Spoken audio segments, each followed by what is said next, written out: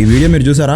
A new study is out. It says that 84% IT employees in India suffer from fatty liver disease. yes, మీరు విన్నది కరెక్టే. IT employees కి fatty liver కి సంబంధం ఏంటి తెలుసుకుందాం. ఈ ఫ్యాటీ లివర్ అనేది లైఫ్ స్టైల్ డిజార్డర్. ఐటీ ఎంప్లాయీలకు వర్క్ ఎలా ఉంటుంది? మార్నింగ్ 9 to 6 కంప్యూటర్ ముందు కూర్చొని వర్క్ చేయడమే. మీరు ఎంతమందికి రీసెర్చ్ గురించి తెలుసో కామెంట్ చేయండి. Prolonged sitting equals to smoking. Yes, మీరు విన్నది కరెక్టే.